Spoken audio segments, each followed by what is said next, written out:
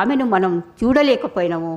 అటువంటి ఆమె కడచూపుకు ఎవరు కుటుంబ సభ్యులతో పాటు మనం ఎవరము నోచుకోలేదంటే ఈ రాజ్యము ఎంత క్రూరంగా ఉండేదనేది మనము అర్థం చేసుకోవాలి. ఇంతకుముందు ఎన్కౌంటర్ అయితే మామూలుగా వాళ్ళని తెచ్చుకోవడమే గగనమయ్యేది. ఇప్పుడు తెచ్చుకోవడానికి వెళ్తే కూడా వాళ్ళని ఇవ్వని పరిస్థితి అయ్యిందంటే రాజ్యం యొక్క తీవ్ర రూపం ఎట్లా మారుతుందో అనేది కూడా మనము అర్థం చేసుకోవాల్సిన అవసరం ఉంది. ఈ నేపథ్యంలో ఇంకా మనకు మాట్లాడడానికి వక్తలు ఉన్నారు. మొదట భారత్ బచావో కన్వీనర్, రాష్ట్ర కన్వీనర్ గోపీనాథ్ గారిని మాట్లాడవలసిందిగా కోరుతున్నాను.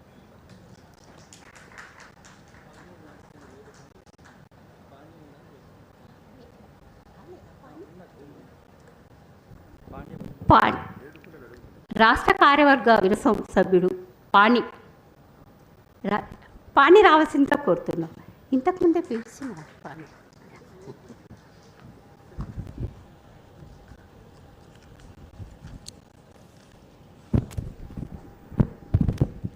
ఫ్రెండ్స్ అండ్ కామ్రేడ్స్, నాకు ఇచ్చిన చాప్టరు చాలా పెద్దది, టైం మాత్రం చాలా తక్కువ ఉంది. నేను బ్రీఫ్గా ఎన్ని నిమిషాలు మాట్లాడాలి? 30 మినిట్సా? 13 మినిట్సా? 30. ఓకే, వాళ్ళు 13 చెప్తున్నారేమో. మిత్రులారా, అనేక ఎన్కౌంటర్స్ జరిగినాయి ఈ దేశవ్యాప్తంగా. ప్రధానంగా 2 ఎన్కౌంటర్స్ నన్ను కుంగదీసినాయి. ఒకటి చెరుకూరి రాజకుమార్, నా ప్రెసిడెంట్. 2 నా పొలిటికల్ క్లాస్మేట్ అయినటువంటి కొండపల్లి సీతారామయ్య గారు తీసుకున్న క్లాసులలో క్లాస్మేట్ అయినటువంటి నంబాల కేశవరావు. వీళ్ళిద్దరూ కూడా ఆర్ఈసీ నుంచి ఉన్నారు, రాడికల్ ఇంజనీరింగ్ కాలేజీ, ఇప్పుడు ఎన్ఐటి.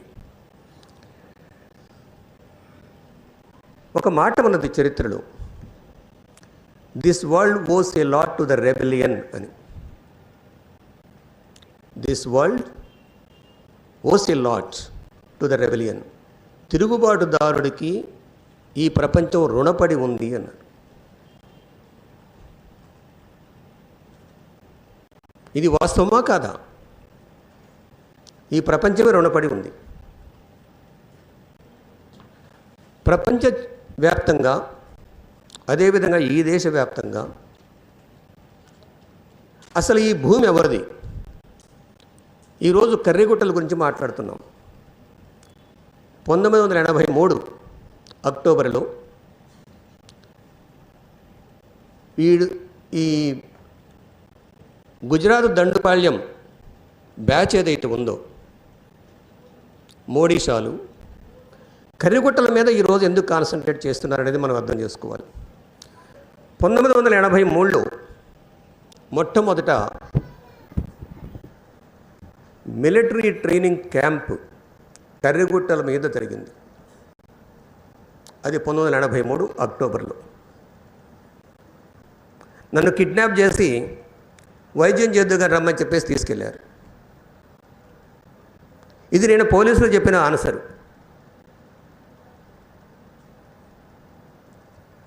ఇప్పుడు ప్రపంచవ్యాప్తంగా ఏం జరిగింది? బ్రెజిల్లో 1600 సంవత్సరంలో ఆ దేశ మూలవాసులైనటువంటి వాళ్ళని అణచివేసి చంపినందుకు 2024లో ఆ మూలవాసులకి క్షమాపణ చెప్పింది బ్రెజిల్ గవర్నమెంట్. అదేవిధంగా ఒక 400 సంవత్సరాలు పోరాటం చేసినటువంటి జపటిస్టా ఉద్యమం, చియాపస్ ఉద్యమం అంటారు అది. ఆ చియాపస్ ఉద్యమంలో కూడా మనం రాసుకున్నటువంటి రాజ్యాంగం ప్రకారం ఇప్పుడు రాజ్యాంగంలో షెడ్యూల్ 5 అని చెప్తున్నాం. అది చియాపస్లో కూడా అమలు జరగలేదు. ఇప్పుడు వీళ్ళు అమలు చేస్తారనే కూడా ఆశ లేదు. షెడ్యూల్ 5 ఏం చెబుతుంది? అది అటోనామస్ ఏరియాస్ అన్నది. షెడ్యూల్ 5లో ఉన్నటువంటి 6 రాష్ట్రాలు అత్యధిక జనాభా కలిగినటువంటి ఆదివాసులు ఉన్న ప్రాంతాల్లో షెడ్యూల్ 5 కింద ఇచ్చారు. దీనికి జైపాల్ సింగ్ ముండా అతను నాయకత్వం వహించాడు ఆ షెడ్యూల్ 5 పెట్టడానికి రాజ్యాంగంలో. అటోనామస్గా వాళ్ళు పరిపాలించుకోవాలి, వాళ్ళ భూమి వాళ్ళకి దక్కాలి, వాళ్ళ రిసోర్సెస్ వాళ్ళకి దక్కాలి, వాళ్ళ కల్చర్ వాళ్ళకు ఉండాలి. ఇది షెడ్యూల్ 5లో ఉన్నటువంటి డైరెక్షన్. కానీ చేస్తున్నారా? ఈరోజు గుజరాత్ మార్వాడీలు, కొంతమందికి అబ్జెక్షన్ ఉండొచ్చేమో, ఐ డోంట్ కేర్. గుజరాత్ మార్వాడీలకి అది దారాదత్తం చేయటానికి, అక్కడ ఉన్నటువంటి విలువైనటువంటి 7 రకాల ఖనిజాలని దారాదత్తం చేయటానికి ఈరోజు ఆపరేషన్ కగారు చేస్తున్నారు. 2004లో ఉమ్మడి ఆంధ్రప్రదేశ్లో పీపుల్స్ వారు మేము చర్చలకు రామని చెప్పినా కూడా ఎస్ఆర్ శంకరన్ గారి నాయకత్వంలో, హరగోపాల్ గారి నాయకత్వంలో చర్చలకు ప్రభుత్వం పిలిస్తే వాళ్ళు చర్చలకు వచ్చారు.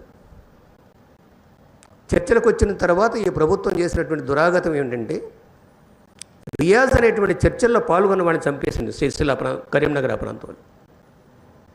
ఇప్పుడు వీడు ఏమంటాడు, ఛత్తీస్గఢ్ సీఎం, మేము తెలంగాణ వాళ్ళతో ఎందుకు మాట్లాడాలి, మావోయిస్టులతో మాట్లాడతామంటాడు. అరే, మాట్లాడటానికి నువ్వు ఒక్క వాతావరణం కల్పించాలి కదా. ఒకవైపున కర్రిగుట్టలలో ఆదివాసులతో సహా మావోయిస్టులు చంపుతున్నావు, ఇంకొక వైపున మేము చర్చలకు తెలంగాణ వాళ్ళతో ఎందుకు మాట్లాడాలి అంటున్నావు. నీ డిప్యూటీ సీఎం ఏమంటున్నాడు,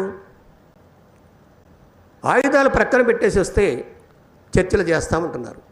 మరి ఆయుధాలు ప్రక్కన పెట్టిన తర్వాత చర్చ ఏమిటి అసలు? వీళ్ళకి అసలు ధమాకుందా? వీళ్ళ బుర్రలలో ఆవు పేడ తప్ప ఇంకేమీ లేదు. ఆవు మూత్రం తప్ప రక్తం ప్రవహించట్లేదు వీళ్ళ బుర్రలలో. నువ్వు మిజోరంలో ఏం చేశావు? కేంద్ర ప్రభుత్వం లాల్డెంగాతో చర్చలు జరిపారా లేదా? అదేవిధంగా ఉల్ఫా నాయకుడు, United liberation front of Assam, వాళ్ళతో చర్చలు జరిపారు.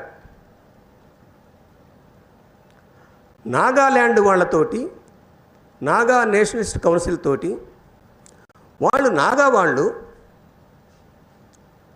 మా దేశానికి మాకు ఒక సపరేట్ దేశం కావాలి, ప్రత్యేకమైన దేశం కావాలి, రాష్ట్రం కాదు దేశం కావాలి, మా రాజ్యాంగం ఇది, మేము ఒక జెండాని ఆవిష్కరించుకుంటున్నాము అని చెప్పారు.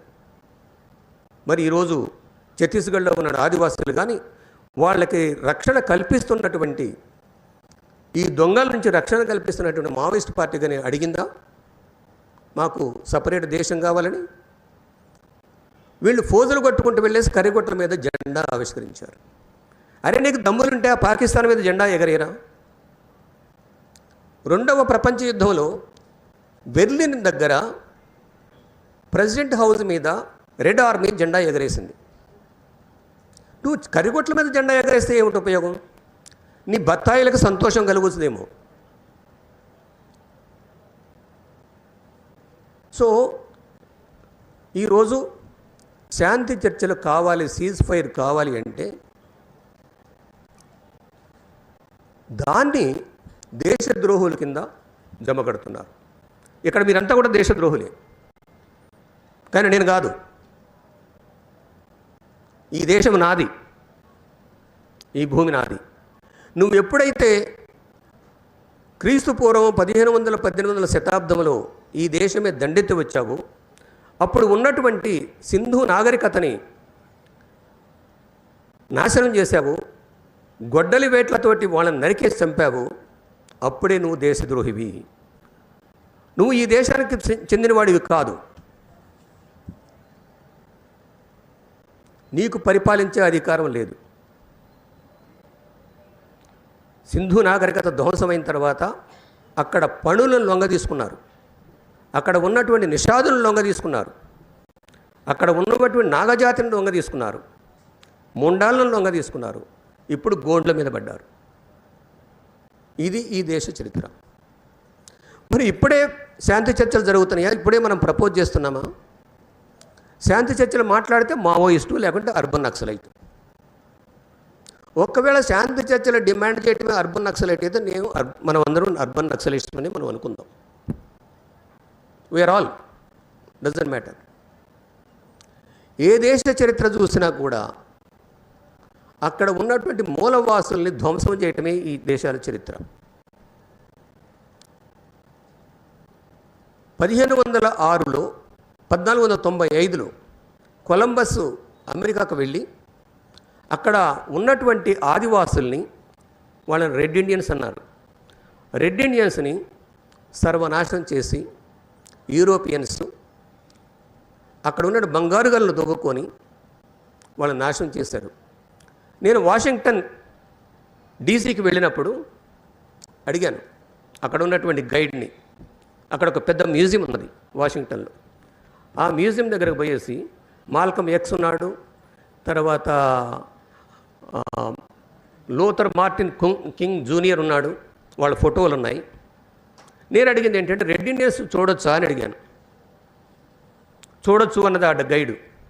చూపించమన్నా తీసుకెళ్ళి ఒక ఫోటో దగ్గర నిలబెట్టింది. ఇదిగో వీళ్ళే రెడ్ ఇండియన్స్. రేపు ఈ సెంట్రల్ ఇండియాలో ఉన్నటువంటి ఆదివాసుల పరిస్థితి కూడా ఫోటోలలో కనిపిస్తారే తప్ప వీళ్ళు కనపడకపోవచ్చు అని చెప్పేసి మాకు భయం అవుతుంది. ఈ ఆదివాసీలు ఎవరు? ఇక్కడున్న మెజారిటీ మనం అందరం కూడా 99% ఆదివాసీలతోటి బొడ్డు కోసారంట చూడండి. తల్లి కడుపులోంచి బిడ్డను తీసినప్పుడు ఆ బొడ్డు కోసుకొని బయటకు వచ్చిన వాళ్ళం. వీళ్ళందరూ మా తాత ముత్తాతలు. మా తాత ముత్తాతల సమాధులు కూడా ఇక్కడే ఉన్నాయి. నువ్వెవడెవరా వచ్చేసి అక్కడ ఆక్రమించడానికి? ఇది మన ప్రశ్న కావాలి. మీరు గుర్తుపెట్టుకోండి, ఈరోజు తెలంగాణ నుంచి దక్షిణ భారతదేశంలో హిందీ భాషను రుద్దడానికి ప్రయత్నిస్తున్నారు. భాషతోటి సంస్కృతి వస్తుంది. వీడు సింధూరం అని పెట్టాడు చూడండి. దక్షిణ భారతదేశంలో సింధూరం ఎవరు పెట్టుకోరు, ఏ ఆడవాళ్ళు పెట్టుకోరు. నేను ఒక ఇంటర్వ్యూలో చెప్పాను, ఇప్పుడు ఇంత పెద్ద బొట్లు పెట్టుకొని వస్తున్నారు మగవాళ్ళు, రేపు చీరలు కట్టుకోవడం కూడా మీటింగులకు వస్తారని చెప్పాను. వస్తారా రారా? ఈ పాగలగాళ్ళని కనుక మనం ఎట్లనే వదిలేస్తే. ఒకడు నిన్నగాక మొన్న ఒక వీడియోలో జీటీవీలో 72 మంది ఏబీవీ పాలను చంపినప్పుడు మీ నోర్లు ఎక్కడ పోయినాయని అడిగాడు. మన హరగోపాల్ గారు కూడా ఉన్నారు, అందులో కోదండరామ్ గారు కూడా ఉన్నారు.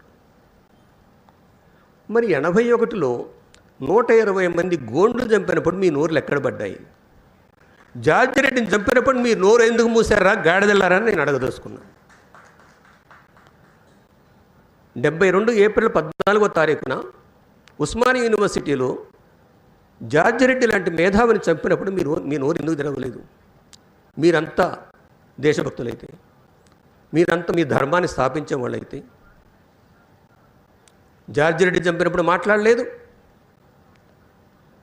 అదేవిధంగా ఇంద్రవెల్లిలో చంపినప్పుడు మాట్లాడలేదు. వీళ్ళెవరు కూడా అస్సాంలో చంపినప్పుడు మాట్లాడలేదు, మేఘాలయలో చంపినప్పుడు మాట్లాడలేదు, మిజోరంలో చంపినప్పుడు మాట్లాడలేదు, నాగాలాండ్లో చంపినప్పుడు మాట్లాడలేదు. నిన్నగాక మొన్న మణిపూర్లో భారతమాతకు జై అంటారు కదా వీళ్ళు. భారతమాతలను తీసుకెళ్ళేసి నగ్నంగా రోడ్డు మీద ఊరేగించి ప్రక్కకు తీసుకెళ్ళి మానభంగం చేసి చంపేశారు. అరే మావోయిస్టులు ఎవడైనా ఎవడ భూమన్నా గుంజుకున్నారా ఇప్పటి వరకు? ఎవరి మీదైనా మానభంగాలు చేశారా? గుజరాత్ మార్వాడీలారా చెప్పండి. మీ ఇద్దరు గుజరాత్ మార్వాడీలే కదా, మోడీ షాల్.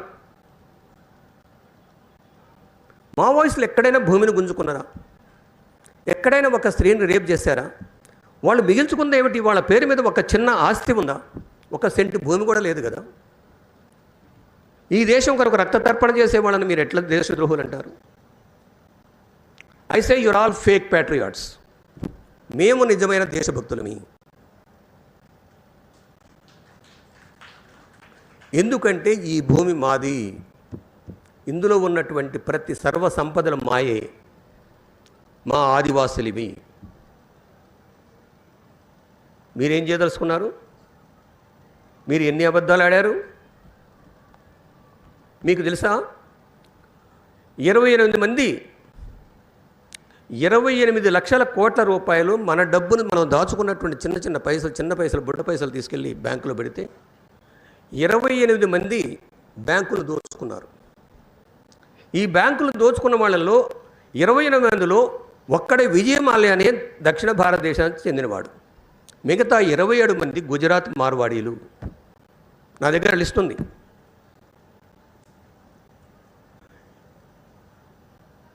వీళ్ళని రేపు హిందీ భాష ద్వారా ఇక్కడ వీళ్ళంతా సైలెంట్గా ఉన్నారు. తమిళనాడులో డిఎంకే పార్టీ చాలా నిర్ద్వందంగా ఖండించింది, మేము హిందీ భాషను పెట్టము అని. భాష ద్వారా సంస్కృతి వస్తుంది, ఆ సంస్కృతి మాకు వ్యతిరేకమైన సంస్కృతి, అందుకని మేము రాము అన్నారు. కాబట్టి మిత్రులారా, మీకు చెప్పదలుచుకుంది ఏమిటంటే, టైం ఉందా? అయిపోయిందా?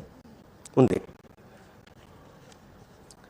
గౌతమ బుద్ధుడు ఒక మాట అంటాడు, వార్ బిగెట్స్ వార్, యుద్ధము యుద్ధాన్నే కంటుంది అని. మీకు బుద్ధి ఉందరా? దశావతారులు తీసుకెళ్ళి బుద్ధుడిని కూర్చోబెట్టుకున్నారు. నిన్నగాక మొన్న మిత్రుడు చెప్పాడు, ఎవరు, బోరం అభినవ్, ఆదిలాబాద్లో బోత్ తాలూకాలో ఆంజనేయుడు గుడి ఒక దగ్గర ఉన్నది, అదే గవర్నమెంట్ స్థలంలో బుద్ధుడి విగ్రహం పెట్టబోయారు. అక్కడ ఉన్న దళితులను పిచ్చి కొట్టుడు కొట్టారు. ఒక పిల్లవాడు ఇక్కడే మెదక్ జిల్లా అనుకుంటాను, ఆంజనేయుడు గుడి దగ్గరకు పోయి దండం పెట్టుకొని వస్తుంటే వాడిని రోడ్డు మీద బట్టలు తీసుకొట్టారు. అరే మీరు గాడిదలారా, మీకు బుద్ధి ఉందా? మమ్మల్ని అంటరాని వాళ్ళని చేసేసి మీ గుళ్ళల్లోకి రానిపోతే మేము మస్జిద్కి వెళ్ళాము, మేము చర్చికి వెళ్ళాము, మేము ఇంకొక దగ్గరికి వెళ్ళాము, మమ్మల్ని అనిగా రైట్ మీకు ఎక్కడుందరా? అరే ఇక్కడ పాగలగాళ్ళు ఉన్నారు, కరీంనగర్లో ఒకడు, నిజామాబాద్లో ఒకడు. 400 సీట్లు సంపాదిస్తాము, రాజ్యాంగాన్ని మార్చేస్తాం. మేము 2.5 సంవత్సరాలు బట్టి దేశమంతా పట్టుకొని తిరిగి, అది మా ఒక్కడ క్రెడిటే కాదు, దేశవ్యాప్తంగా ఉన్నటువంటి మేధావులంతా కూడగొట్టి వీళ్ళని 238 సీట్లకు తగ్గించగలిగాం. కానీ దురదృష్టం ఏమిటంటే, చంద్రబాబు నాయుడు అదేవిధంగా నితీష్ కుమారు 2 ఊతకర్రల మీద మోడీ నడుస్తున్నాడు. లేదంటే వీడి గవర్నమెంట్ రాకపోయేది. ఇప్పుడు మిగతా ప్రభుత్వాలు అంత మంచి అని నేను చెప్పట్లేదు. బుసలు కొట్టే తాచుపాముకును పడుకున్న కట్లపాముకున్న మధ్యలో ఉన్నటువంటి సంబంధాన్ని మనం అర్థం చేసుకోవాలి. మేము హరగోపాల్ గారు రాహుల్ గాంధీ గారిని కలిసాం 9వ తారీఖున. ఆయన ఒక మాట అన్నాడు, శాంతి చర్చలు జరిపించండి, మీరు అపోజిషన్ పార్టీ లీడర్గా స్టేట్మెంట్ ఇవ్వండి అంటే ఆయన ఒకటే మాట అన్నాడు, వీళ్ళు వింటారని మీరు అనుకుంటున్నారా అన్నాడు. అదేవిధంగా ఖర్గే గారిని కలిసాము, లిబరేషన్ పార్టీ సెక్రటరీని కలిసాము, సిపిఐ సెక్రటరీ రాజా గారిని కలిసాము, సిపిఎం సెక్రటరీ ఎంఏ బేబీ గారిని కలిసాము. వాళ్ళంతా ఒప్పుకుంటున్నారు. కానీ సమస్య ఏంటంటే, ఈ మూర్ఖులకు అర్థమైద్దా ఈ దేశం ప్రజలు ఏమనుకుంటున్నారు అనేది వాళ్ళ ప్రశ్న. అర్థం చేయించాలి. 2026 నాటికి, మార్చి నాటికి మావోయిస్టు ముక్త భారత్ సాధిస్తామని చెప్పేసి ధీరాలు పలుకుతున్నాడు అమిత్ షా. చరిత్రలో వీళ్ళకి చరిత్ర చదవటం తెలియదు, చరిత్ర అర్థం చేయటం కూడా జరగదు. దాచుకోవటం తప్ప వీళ్ళకి ఇంకేమీ తెలియదు. ప్రపంచ చరిత్ర చదివితే, కనీసం ఈ దేశ చరిత్ర చదివితే వీళ్ళకి అర్థమైంది. అనేక రాష్ట్రాలలో ఖలిస్తాన్ వాళ్ళతోటి కూడా చర్చలు జరుగు. రీసెంట్గా తాలిబాన్లతోటి కూడా చర్చ చేసి వచ్చాడు. తాలిబాన్లతో ఏమి చర్చ చేశాడనేది పెద్ద ప్రశ్న. అంటే పహల్గామ్లో దాడి చేయమని చెప్పావా, లేక నిన్న కాక మన ఏడు జరిగింది అది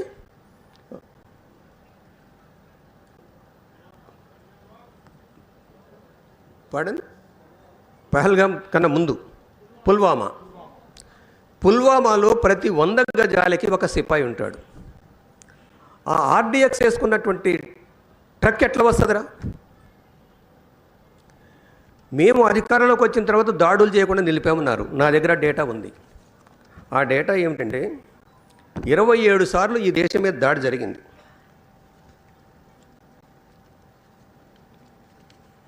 27 సార్లు.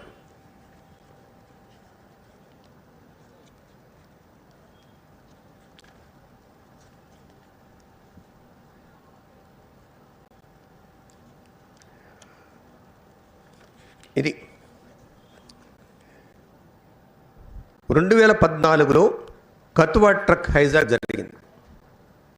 అదేవిధంగా 2025లో పహల్గాం జరిగింది. 2024 కత్వా ఆర్మీ కన్వాయ్ మీద అటాక్ జరిగింది. అనేక రకాలుగా 27 సార్లు దాడి జరిగింది. మేము చాలా గొప్ప పరిపాలకులం, మేము వచ్చిన తర్వాత ఏ దాడులు జరగలేదు అంటున్నారు. ఆ దాడులు చేయించేది నువ్వే. ఆ దాడులు చేయించేది నువ్వే. గెలవటానికి, నీకు ఓటు రాబట్టడానికి ఒకవైపున ముస్లిమ్స్ని టెర్రరిస్టుగా చూపిస్తున్నావు, అంబేద్కరైట్స్ని అర్బన్ నక్సలైట్గా చూపిస్తున్నావు, కమ్యూనిస్టుల్ని మేధావుల్ని అర్బన్ నక్సలైట్స్గా చూపిస్తున్నావు, అదేవిధంగా క్రిస్టియన్స్ని ఈ విదేశీయులని చూపిస్తున్నావు. అసలు మొట్టమొదట ఈ దేశంలో ఉన్నటువంటి పరిపాలించే వాళ్ళు మొత్తం కూడా ఆరియన్స్. మీరందరూ ఆర్య ఇన్వేజన్ జరిగిందని ఒప్పుకుంటే మాత్రం దీని గురించి ఆలోచించండి. వీడెవడ కూడా ఈ దేశస్తుడు కాదు. ఈ దేశంలో ఉన్న 4-5 ట్రైబ్సే ఉన్నాయి ఒరిజినల్గా. 65,000 సంవత్సరాల చరిత్ర ఈ దేశాన్ని. ఈ సెంట్రల్ ఇండియా ఉన్నవాడు ఆదివాసుడు 65,000 సంవత్సరాల క్రితం వచ్చిన వాడు ఇక్కడికి. ఈ దేశంలో ఉన్నటువంటి కిరాతులు మీరంతా చదివే ఉంటారేమో, శంబర దివోదాస్ యుద్ధం అని రాహుల్ సాంకృత్య అని రాసింది. శంబర దివోదాస్ వాళ్ళు కిరాతులు, నాగాలు, నిషాదులు, ముండాలు, గోండులు. ఈ దేశ మూలవాసుల మీద నువ్వు ఇప్పటికీ యుద్ధం చేస్తున్నావు. గత 3,500 సంవత్సరాలు బట్టి యుద్ధం చేస్తూనే ఉన్నావు. నువ్వు సక్సెస్ కావు. నీకు నిజంగా దేశభక్తి ఉంటే ట్రంప్ ఎందుకు రావాలి? ఈ రెంటి మధ్యన పాకిస్తాన్కును ఇండియాకు జరిగిన యుద్ధంలో ట్రంప్ ఎందుకు చెప్పాడు? ఇప్పటికి 9 సార్లు స్టేట్మెంట్ ఇచ్చాడు ట్రంప్, నేనే ఆ యుద్ధాన్ని ఆపానని. నీ సార్వభౌమత్వం ఎక్కడ పోయింది? సావరానిటీ ఎక్కడ పోయింది? నువ్వు 52 ఇంచుల ఛాతి కదా నీది. నువ్వు విశ్వగురువు కదా, నీకు మధ్యలో ట్రంప్ ఎందుకు? అంటే దీని అర్థం ఏమిటంటే, ఇక్కడ జరుగుతున్నటువంటి సెంట్రల్ ఇండియాలో జరుగుతున్నటువంటి యుద్ధానికి మొత్తం కూడా అక్కడ ఉన్న ఖనిజ సంపదే కారణం. ఆ ఖనిజ సంపదని కాపాడటానికి ఆదివాసులకు సహాయపడుతుంది మావోయిస్టులు. ఈరోజు మావోయిస్టులు కావచ్చు, రేపు ఇంకొకళ్ళు కావచ్చు. ఆదివాసీలు మాత్రం అక్కడ నుంచి వెళ్ళరు. వీళ్ళకి అర్థం కావాలి. అయితే మేము కోరేది ఏమిటంటే, సివిల్ సొసైటీ బాధ్యత వహించాలి. రాజకీయ నాయకులు, ప్రతిపక్ష నాయకులు నోరెత్తాలి. ప్రతిపక్ష నాయకులు నిజాయితీగా వాళ్ళు గనక ఆలోచించినట్టయితే నోరెత్తాలి ఇప్పుడు ఈ టైం. అందుకనే చివరిగా నేను చెప్పదలుచుకుంది ఏమిటంటే, tomorrow begins today. Tomorrow begins today. రేపు ఈ రోజు నుంచే ప్రారంభమవుతుంది రేపు అనేది. అదేవిధంగా మోడీకి చెప్పాలనుకున్నాం, enough is enough of your lies. నీ అబద్ధాలే కాపు, నీ మారణకాండ ఆపు. Enough is enough your crimes. Enough is enough your war on Adivasis. ఇక ముడుచుకో. ఇది చేయాల్సింది ఎవరు? Civil society. కాబట్టి మీకు జపటిస్టా ఉద్యమంలో చియాపస్ ప్రాంతంలో ఒక లేడీ అంటది, రోజలియా అని. ఆమె ఏమంటదంటే, 1994లో if an Indian dares to speak then he or she a dead Indian. India అంటే మన ఇండియన్స్ కాదు, అక్కడ మాయా ఇండియన్స్ ఉన్నారు. అంటే మెక్సికో నగరానికి దక్షిణ ప్రాంతంలో తూర్పు భాగాన ఈ చియాపస్ అనేటువంటి ప్రాంతం ఉంటుంది.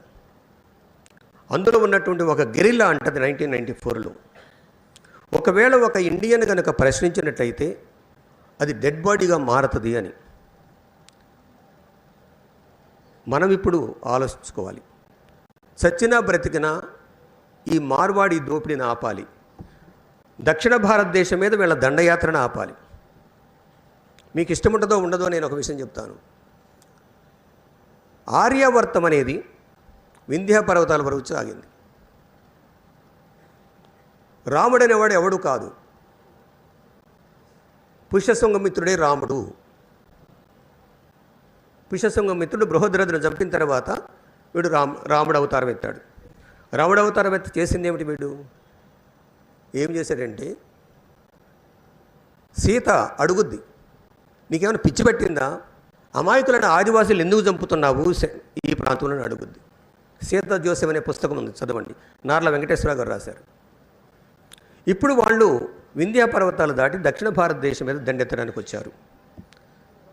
దక్షిణ భారతదేశం మీద దండెత్తాలి అంటే మొట్టమొదట తెలంగాణలో ఉన్నటువంటి ఈ వామపక్ష భావజాలం ఉన్నటువంటి, అంబేద్కర్ భావజాలం ఉన్నటువంటి, అదేవిధంగా క్రిస్టియన్స్ని ముస్లిమ్స్ని అణిచివేయాలి, భయపెట్టాలి.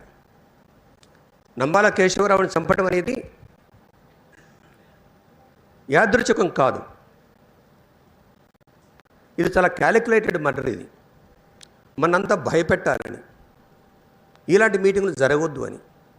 కానీ వాడి తరం కాదు, వాడికి హిస్టరీ తెలియదు, చరిత్ర తెలియదు. వాడు వక్రీకరించిన చరిత్రే వాడు చదువుకున్నాడు తప్ప నిజమైన చరిత్ర, ఈ దేశ చరిత్ర వాడికి తెలియదు. అందుకనే మిత్రులారా, చివరికి ఇంకొక మాట కూడా చెప్పాలని, మీకు ఇష్టం ఉండకపోవచ్చు, దాన్ని నేను మళ్ళీ ఒకసారి రిపీట్ చేస్తాను. కర్రిగుట్టల మీద ఎందుకు కాన్సన్ట్రేట్ చేశారు? It started with Karriguttas. People's వారు ఫస్ట్ మిలిటరీ క్యాంపు కర్రిగుట్టల మీద జరిగింది. ఇప్పుడు దాన్ని ఎండ్ చేయాలని ప్లాన్ చేస్తున్నాడు. ఇంకొక విషయం ఏంటంటే, మీడియాకు కూడా బుద్ధి లేదు. సారా అమ్మటం కేవలం మగవాళ్ళ యొక్క రైటా? మగవాళ్ళు సారా కంపెనీలు పెట్టవచ్చు, సారా అమ్మొచ్చు. కానీ ఒక ఆడ మనిషి సారా డీల్ చేసిందని చెప్పేసి లిక్కర్ రాణి అని పేరు పెట్టింది మీడియా. నేను కవితకు సపోర్ట్ చేయట్లేదు, నేను ఆడవాళ్ళకు సపోర్ట్ చేస్తున్నా. కవిత లిక్కర్ రాణి, మరి అందులో ఉన్న మిగతా వాళ్ళంతా ఎవరు? అవునా కదా? జెండర్ సెన్సిటివ్ ఉండాలా లేదా? ఈ మీడియాకి ఎట్లాగూ లేదు, కనీసం మనకైనా రావాలి. ఆమె 2 ప్రశ్నలు వేసింది తెలంగాణ వచ్చే ముందు. ఎందుకంటే మేము తెలంగాణ ఉద్యమంలో ఉన్నాం కాబట్టి, సామాజిక తెలంగాణ కావాలని చెప్పేసి అన్నావు కదా, ఏమైంది డాడీ అని చెప్పేసింది. సామాజిక తెలంగాణ, గెట్టు తెలంగాణ కావాలని ఈ నాయకులంతా మాట్లాడారు. నేను అప్పుడు కాకతీయ యూనివర్సిటీలో ఒక మీటింగ్లో పాల్గొంటూ, విశాలాంధ్రలో ప్రజారాజ్యం ఎంత వక్రీకరించబడ్డ నినాదమో, దుర్మార్గమైన నినాదమో, ఇది అంతకన్నా దుర్మార్గమైందని చెప్పాను. సామాజిక తెలంగాణ రాలేదు. అదేవిధంగా ఇంకొకటి, మొన్న జరిగినటువంటి వరంగల్లో జరిగిన మీటింగ్లో కేసీఆర్ నా విషయంలో, చంద్రశేఖరరావు నా విషయంలో అప్రిషియేట్ చేస్తున్నాను. మాకు తగాదాలు ఉన్నాయి, చాలా తగాదాలు ఉన్నాయి. కానీ శాంతి చర్చలు జరపండి, సీజ్ ఫైర్ చేయండి అని చెప్పేసి పబ్లిక్ తోటి అనిపించాడు. ఇది కూడా మనం గమనించాలి. శత్రువులందరినీ ఒకేసారి శత్రువులు చేసుకోవద్దు, ఇది టాక్టికల్గా రాంగ్ లైన్. ఇప్పుడు మీకు అప్పీల్ చేస్తున్నాను, భాష మార్చండి. 2000 శతాబ్దం నుంచి 2000 నుంచి సెకండ్ ఫేజ్ ఆఫ్ ఎల్పిజి వచ్చిన తర్వాత the society has become immoral. ఇది నేను అనట్లేదు, జోసెఫ్ స్టిగ్లిట్జ్ అని అతను చెప్పాడు. ఎల్పిజి ఇచ్చింది ఏమిటి ప్రపంచానికంటే? ఇమ్మొరాలిటీ. కాబట్టి 2000 సంవత్సరం నుంచి వచ్చినటువంటి ఈ మార్పులు ఏవైతే ఉన్నాయో మనమంతా కూడా రాడికల్స్గా చాలా గట్టిగా ఫైట్ చేశాము. కానీ ఇప్పుడున్నటువంటి పరిస్థితులు, ఇప్పుడున్నటువంటి యువకులతోటి మనం డిస్కనెక్ట్ అయ్యి ఉన్నాం. దీన్ని మనం అర్థం చేసుకోవాలి. దీనికి మన భాష మారాలి, మన ఎత్తుగడలు మారాలి, ఈ దేశ వాస్తవ పరిస్థితులు మనం అర్థం చేసుకోవాలి. వాడు 100 సంవత్సరాల క్రితం మొదలుపెట్టి, ఇంకొక విషయం కూడా, అసలు పాకిస్తాన్ ఏర్పడటానికి మూల పురుషుడు ఎవరు? జిన్నానా, గాంధీనా, నెహ్రూనా? మూల పురుషుడు సావర్కర్. మీరు నన్ను జైలు నుంచి వదిలేస్తే 2011లోనే 2011 కాదు 1911లోనే క్లెమెన్సీ లెటర్ పెట్టాడు. 5 లెటర్స్ నా చేతిలో ఉన్నాయి. మీ పాదసేవ చేసుకుంటానని చెప్పేసి లెటర్ పెట్టాడు. ఇతను వీర సావర్కర్ అయ్యాడు. ద్విజాతి సిద్ధాంతాన్ని మొట్టమొదట తీసుకొచ్చింది సావర్కర్. జిన్నన్ 1940లో అడిగాడు మాకు ఏర్పరచండి పాకిస్తాన్ అని. కానీ 1920 నుంచి 40 వరకు జరిగిన పరిణామాలు ఏవైతే ఉన్నాయో అవి మనం హిస్టరీలో చదవాల్సిన అవసరం ఉంది. వీళ్ళంతా కూడా ఒక ఫేక్ ప్యాట్రియాట్స్, దేశభక్తులు కాదు, దేశాన్ని దోచుకునే ద్రోహులు, వీళ్ళు దొంగలు. కాబట్టి మనం చరిత్రని మన పిల్లలకు చెప్పాల్సిన అవసరం ఉంది. రాజ్యాంగం ఇచ్చినటువంటి మినిమం రైట్స్ ఏవైతే ఉన్నాయో ఆ రైట్స్ని కాపాడుకోవడానికైనా మనం రాజ్యాంగాన్ని కాపాడమని చెప్పాలి. 1980లో మేము అన్నాం ఈ రాజ్యాంగం పనికిరాదని అన్నాం, మాకు ఆ పాఠాలు చెప్పారు. కానీ ఇప్పుడు రాజ్యాంగమే మన దిక్కై కూర్చొని ఈరోజు మీటింగ్ పెట్టుకోవాలంటే. కాబట్టి మిత్రులారా, వామపక్ష భావజాలంలో ఉన్న మేధావులు కానీ రచయితలు కానీ భాష మార్చండి. ఇప్పుడు వస్తున్నటువంటి పిల్లల భవిష్యత్తు అంధకారం కాబోతుంది. 2014 నుంచి ఇప్పటి వరకు ఒక్క పబ్లిక్ సెక్టర్ని నిర్మించలేదు వీళ్ళు, ఈ దేశద్రోహులు. కానీ పబ్లిక్ సెక్టర్స్ మొత్తాన్ని అమ్మజూపుతున్నారు. కాబట్టి ఉద్యోగాలు రావు. అది రిజర్వేషన్ ఉన్నాయండి, రిజర్వేషన్ లేకపోనియండి, ఉద్యోగాలు రావు. కాబట్టి దీనికి మనం ఏ విధంగా మన పిల్లల్ని ట్రైన్ చేస్తున్నాం అనేది ముఖ్యమైనది. 93% BTech students not fit for any job అని ఒక నేషనల్ సర్వే జరిగింది. కాబట్టి ఇవన్నీ మనం దృష్టిలో పెట్టుకొని సాయుధ పోరాటమే ఏకైక మార్గం అనే పద్ధతులు కాకుండా, 70-80లో ఇచ్చిన నినాదాలు కాకుండా ప్రత్యామ్నాయం ఆలోచించండి. ప్రత్యామ్నాయాలు ఏమిటి? మీడియా అమ్ముడు పోయింది, జ్యుడిషియరీ అమ్ముడు పోయింది, ఎగ్జిక్యూటివ్ అమ్ముడు పోయింది, లెజిస్లేచర్ అమ్ముడు పోయింది. ఈ స్థానంలో మనం ఒక ప్రత్యామ్నాయాన్ని ఆలోచిద్దామా లేదా అనే విషయం కూడా మీరు ఆలోచించాలని చెప్పేసి కోరుతూ, నా టైం అయిపోయిందా? ఓకే, అయిపోయిందని చెప్పించుకోదలుచుకోలేదు. Thank you very much. మరొక్కసారి నా మిత్రులకి విప్లవ జోహార్లు అర్పిస్తూ సెలవు తీసుకుంటున్నాను.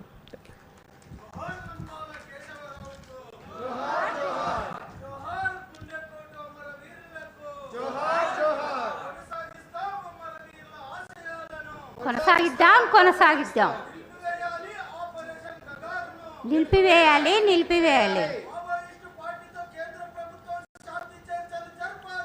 జరపాలి. జోహార్. థ్యాంక్ యూ గోపీనాథ్ గారు. ఇప్పుడు గంటా చక్రపాణి గారిని వేదిక మీదకి రావాల్సిందిగా కోరుతున్నాం. తను 2024లో శాంతి చర్చలప్పుడు 2024లో శాంతి చర్చలప్పుడు వైఎస్ ఉన్నప్పుడు కీలక పాత్ర పోషించిండ్రు. తను మాట్లాడాల్సిందిగా కోరుతున్నాను.